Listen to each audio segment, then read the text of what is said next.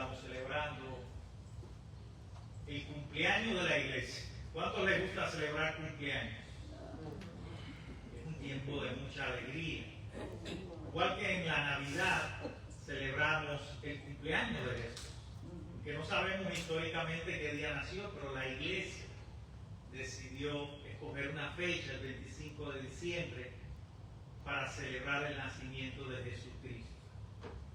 Pero la obra no termina con Jesús, la obra continúa, precisamente porque ese Jesús ha dado ahora de su espíritu a la iglesia para que la misión se cumpla. Quiero leerles brevemente el libro de Hechos, capítulo 2. Conocen mucho la historia de lo que pasó allí en Pentecostés, la venida del Espíritu Santo. Dice, cuando llegó el día de Pentecostés estaban todos unánimes juntos. Y de repente vino del cielo un estruendo como de un viento recio que soplaba, el cual llenó toda la casa donde estaban sentados. Se les aparecieron lenguas repartidas como de fuego, asentándose sobre cada uno de ellos, y fueron todos llenos del Espíritu Santo, y comenzaron a hablar en otras lenguas, según el Espíritu les daba que hablasen. Moraban entonces en Jerusalén judíos, varones piadosos de todas las naciones bajo el cielo. Y hecho este estruendo, se juntó la multitud, y estaban confusos, porque cada uno les oía hablar en su propia lengua, y estaban atónitos y maravillados, diciendo, mirad, ¿no son galileos todos estos que hablan? ¿Cómo pues les oímos nosotros hablar cada uno en nuestra lengua, en la que hemos nacido? Partos, medos, elamitas, y los que habitamos en Mesopotamia, en Judea, en Capadocia, en el Ponto y en Asia, en Frigia y Panfilia, en Egipto y en las regiones de África más allá de Cirene, romanos aquí residentes, tanto judíos como prosélitos, cretenses y árabes, les oímos hablar en nuestra lengua las maravillas de Dios. Y estaban todos atónitos y perplejos, diciéndose unos a otros, ¿qué quiere decir esto? Mas otros burlando decían, están llenos de mozos. Amén.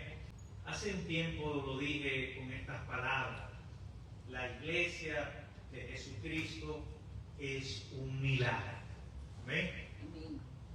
Todo lo que hemos vivido nosotros como cristianos al conocer a Jesús es una obra maravillosa del Espíritu Santo. Si nosotros miramos nuestra vida, nos damos cuenta cuánta necesidad tenemos de invocar la presencia del Espíritu Santo en todo momento.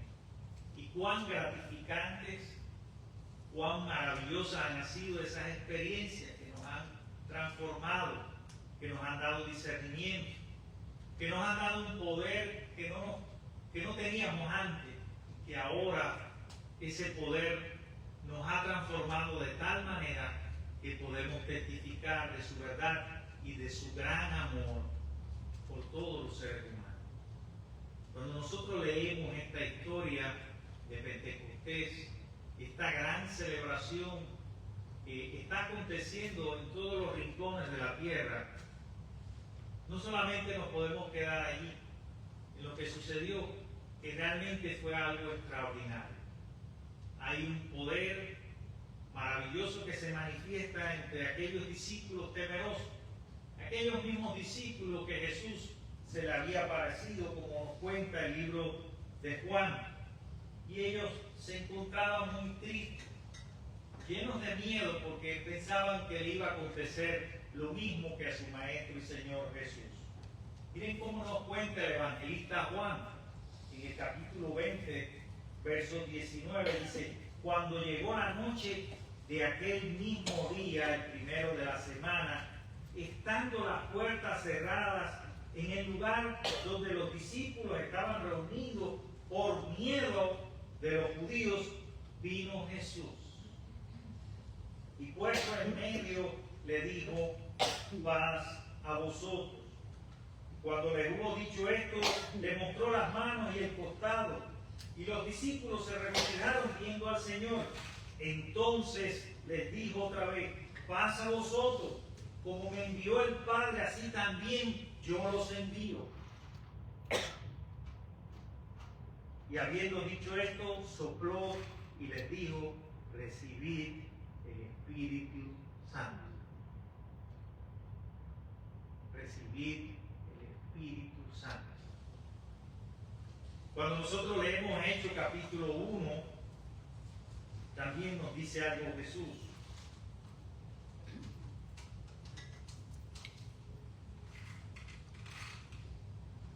Pero recibiréis poder cuando haya venido sobre vosotros el Espíritu Santo, y me seréis testigos en Jerusalén, en toda Judea, en Samaria y hasta lo último de la tierra.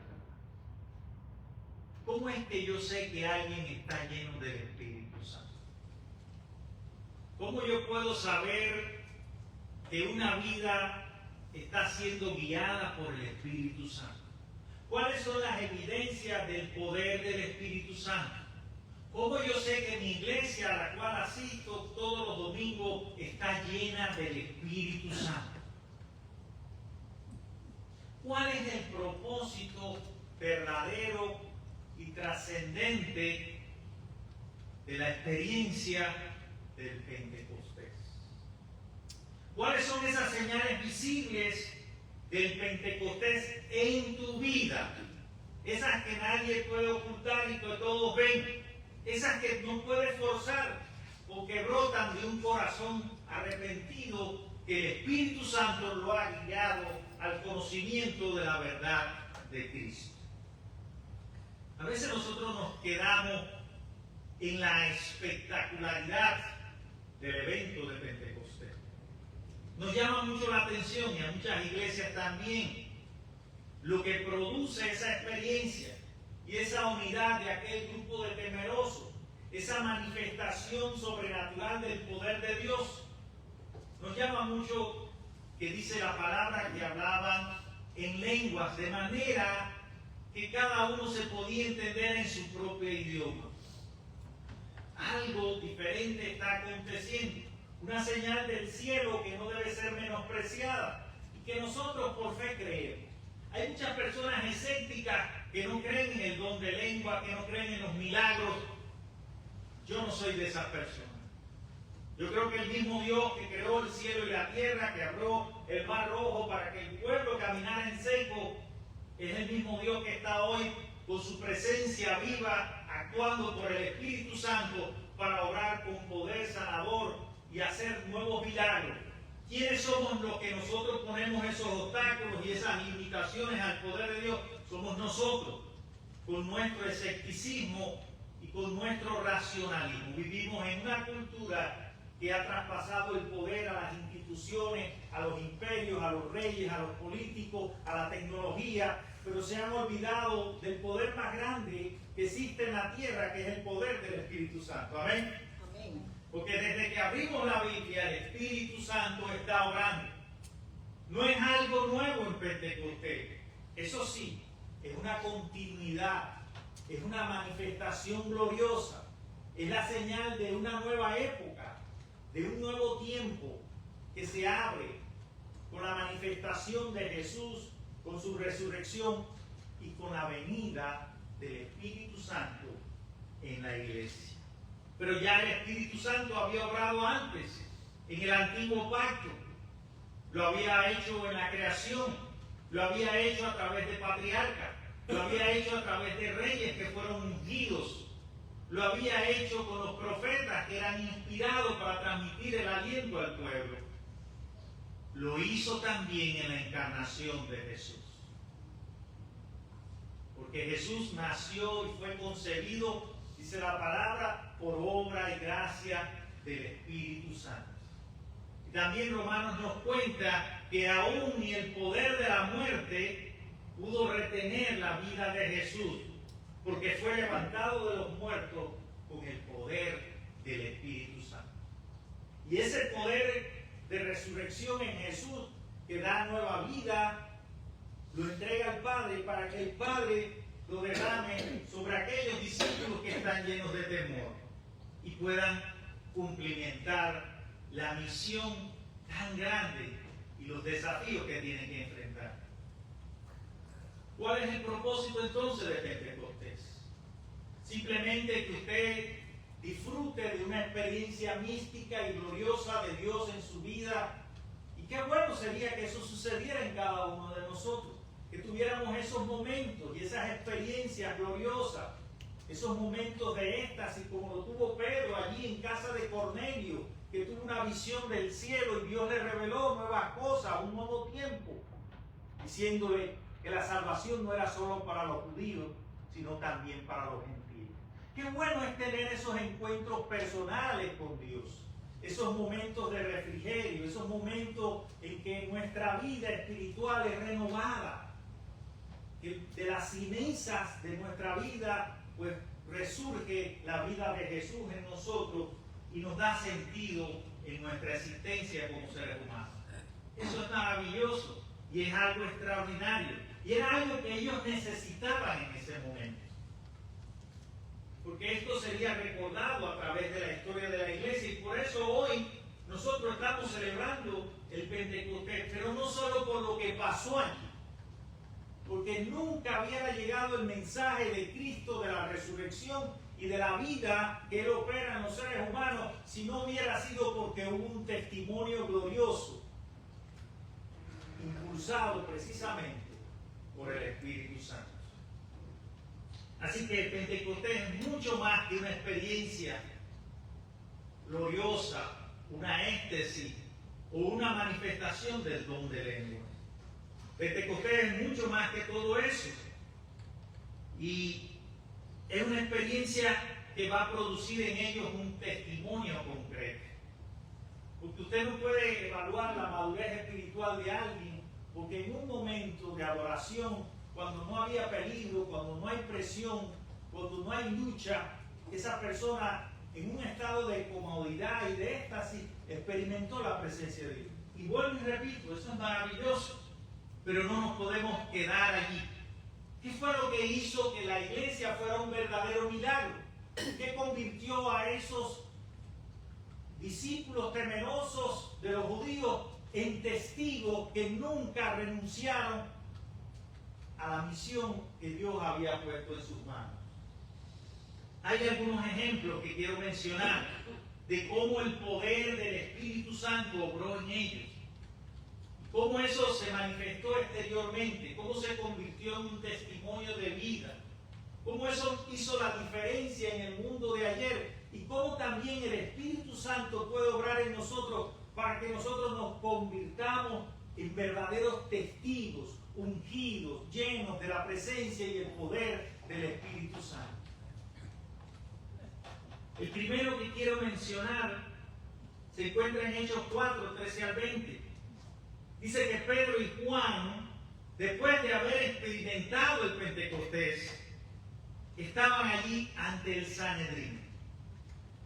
Quizás nosotros no nos asustemos cuando escuchemos estas palabras, porque quizás tenemos ignorancia de qué es lo que significaba cuando a usted lo llevaban al Sanedrín judío.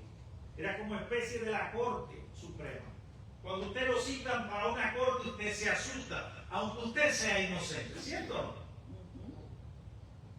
Y ellos, claro que no estaban haciendo nada malo, estaban cumpliendo el encargo de Jesús, estaban cumpliendo con la promesa de Jesús, que recibirían poder y serían testigos en Jerusalén, en Samaria, en Judía y hasta los confines de la tierra. Pero por dar ese testimonio con valentía, ahora tenían que comparecer ante las autoridades religiosas judías. Y no era un juego. No era un juego. Dice aquí la palabra, y interesante lo que sucede en la vida de Pedro. Porque todos conocemos la historia de Pedro. Ese Pedro impulsivo, ese Pedro que en un momento le dijo: Señor, estoy dispuesto a dar mi vida por ti. Y que luego el gallo cantó y negó a Jesús. Pero Jesús no se quedó en la negación de aquel hombre imperfecto e impulsivo. Jesús no negó ni siquiera las emociones, ni el carácter, ni la personalidad, porque el Espíritu Santo no quiere anular tu personalidad, tus características propias de expresar tus emociones y la vida. Lo que quiere es ordenar eso para su obra, para beneficio de su obra. Y qué bueno es que en las comunidades haya Pedro. Usted va a decir, Señor, para que nieguen al Señor. No, para que den testimonio de Cristo, como lo hizo él ante las autoridades del Sanedrín. Dice Pedro, ese Pedro que por miedo había negado a Jesús, ahora convertido y transformado por el poder del Espíritu Santo, lleno de valor y de valentía, dice ante aquellas autoridades: no podemos dejar de decir lo que hemos visto y oído. ¿De dónde sacó ese poder este cobarde? Y suena fuerte la palabra, pero Pedro fue cobarde, porque había pasado 3 años con su Señor, había visto los milagros y las señales de que era el Hijo de Dios, pero en el momento más difícil, cuando más necesitaba la compañía de su seguidor, él lo negó. Pero Dios no se queda ahí en nuestras negaciones ni en nuestras cobardías, porque la obra de la iglesia no se trata de los seres humanos, no se trata de nuestra capacidad, no se trata ni siquiera de nuestro valor, ni nuestra valentía, ni nuestra fortaleza emocional. Se trata precisamente de depender del Espíritu Santo, de dejar que el Espíritu Santo obre en nosotros, como lo hizo en Pedro, también lo hará en ti. Amén.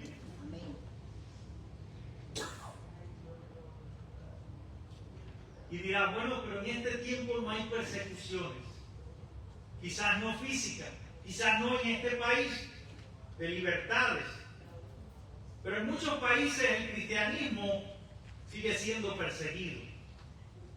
Hay muchos mártires que han escrito con sangre el testimonio de Cristo, que no han estado sentados desde la comodidad, que no han sido simplemente espectadores, que no han venido a adorar a Dios en tiempos de bonanza, sino en las condiciones más difíciles. Porque si algo usted tiene que tener claro, que los primeros 30 años que nos cuenta el libro de Hechos nos hablan de una profunda hostilidad contra el testimonio de Cristo. Entonces, ¿en qué consiste la persecución moderna de estos tiempos? A veces puede ser cultural y social. Piensa muchas veces en aquellos creyentes que son ridiculizados por su fe. Piensa en aquellos que son cuestionados en su trabajo porque quieren vivir en integridad. Piensa en aquellos que no quieren participar de chistes inmorales en sus lugares de trabajo, o que no quieren asumir prácticas corruptas.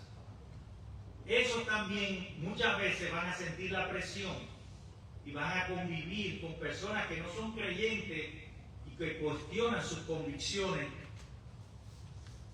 y su verdad de Jesucristo. Pero el Espíritu Santo obra así, obra para darnos valentía, para hablar con decencia y respeto, porque todas las personas son dignas del amor de Dios, pero también con firmeza, sin miedo, a veces incluso perdiendo nuestro estatus, nuestras amistades e incluso oportunidades laborales. Por eso debo preguntarme en esta mañana si estoy dispuesto a pagar el precio de ser identificado públicamente como un seguidor de Cristo. Hay un segundo ejemplo, y son Pablo y Silas en prisión. Nos cuenta el libro de Hechos, capítulo 16, 23 al 25. Dice que allí fueron golpeados, heridos, y con los pies en el cepo. Y a medianoche, dice la palabra, Pablo y Silas oraban y cantaban himnos a Dios. Mira, a veces nosotros estamos orando: Señor, quítame este dolor del pecho, este dolor que oprime mi pecho, quítalo de mí, no quiero pasar por estas aflicciones. Pero no siempre Dios va a librarnos del dolor y el sufrimiento. A veces son pruebas que tenemos que enfrentar. A veces ese valle de sombra donde necesitamos depender más de Dios. A veces Dios lo permite para que maduremos en fe y para que nos acerquemos a Él. Pero lo diferente, lo radicalmente diferente que manifiesta la obra del Espíritu Santo es que allí en prisión, en un cepo, Pablo y Silas cantaban himnos. ¿Amén? Amén. Porque es fácil cantar himnos aquí, pero qué difícil es alabar a Dios cuando las cosas no suceden como tú piensas que deben suceder. Cuando la vida te golpea fuerte, cuando tu corazón se oprime ante el dolor y la pérdida de alguien. Qué difícil es alabar a Dios y regocijarnos en Él aún en medio del sufrimiento y la muerte. Pero había una convicción muy profunda en ellos. No era que estaban locos, no eran que eran fanáticos religiosos, Pablo y Silas. Eran como tú y como yo. Pero el poder de la resurrección y su fe en ese poder estaba vivo y latente en ellos, de manera que no le tenían miedo ni aún a la muerte. Hasta ese punto, hasta ese nivel de convicción y de radicalidad, estaba impregnada la vida de Cristo en Pablo y Silas. A veces nos llega un diagnóstico de un médico, la pérdida de un empleo, la traición de alguien que amamos tan profundamente, o una crisis prolongada del matrimonio. Cualquier cosa de esa puede venir a robar tu paz, a detenerte en la misión que Dios quiere cumplir, a quitarte el deseo de venir los domingos a adorar a Dios. Mira, quiere que le cuente y sea sincero con ustedes. Lo más difícil para mí en el pastorado, ¿quiere que lo diga? Lo más difícil para mí no es pastorear una iglesia donde haya pocos miembros, que ya es bastante difícil. Lo más difícil para mí ha sido, a través de toda mi vida como pastor, aprender a amar a aquellos que me desechan, a veces que no me quieren y que incluso me faltan el respeto. Porque eso sí es un desafío grande. Y solo es la obra del Espíritu Santo la que me sostiene, la que me dice, son personas que están heridas, que están dañadas, que ignoran la verdad de Cristo. Necesitas que los lleves a Él, porque no están viviendo en su presencia, no están disfrutando de esa comunión y están atormentados y llenos de problemas y a veces reaccionan contra ti, pero no es contra ti. Es el resultado de su vida, de sus decisiones, de sus malas actitudes. Y no encuentran quizás otra manera de ser en la vida.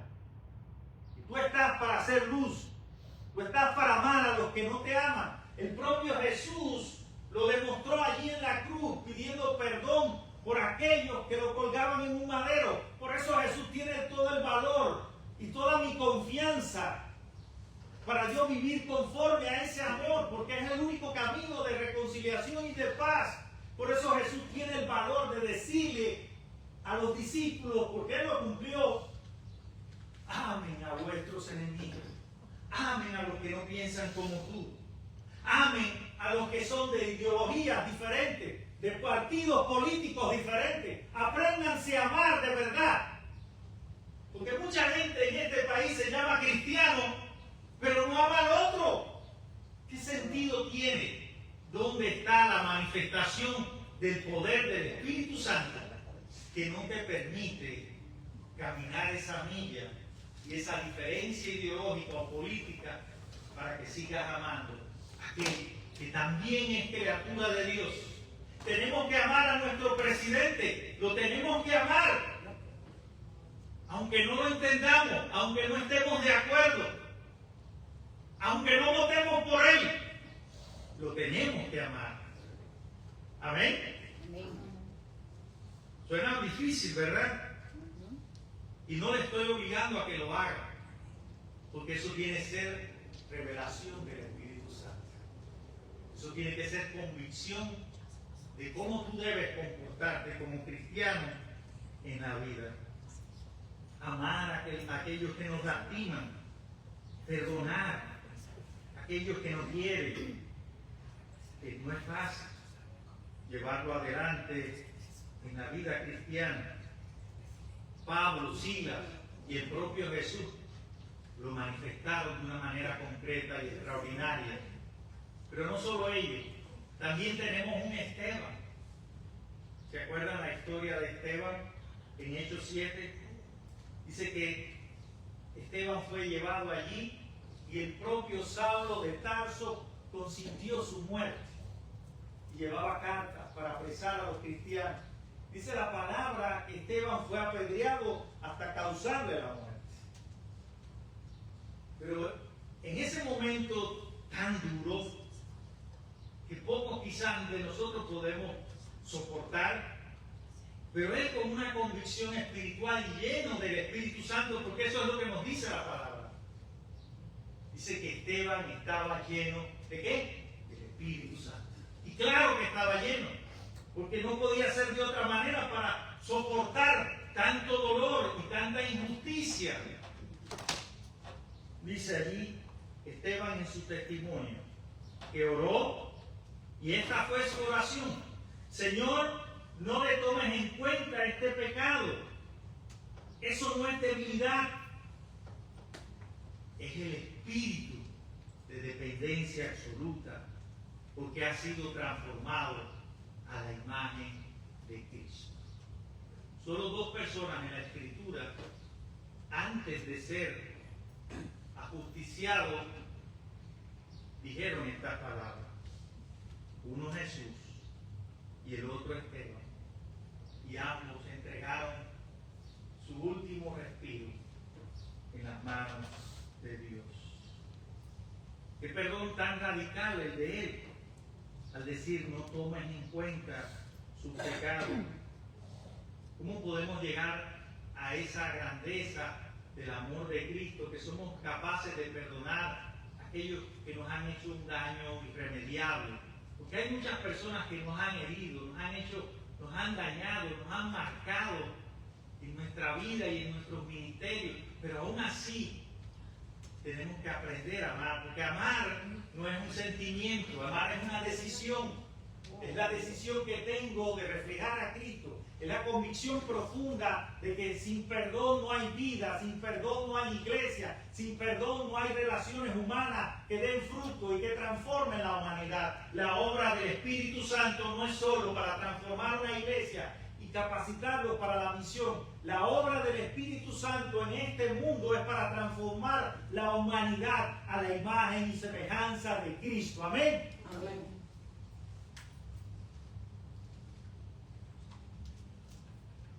Y aún respiraban amenazas de muerte. Y esto es lo último que quiero contarles.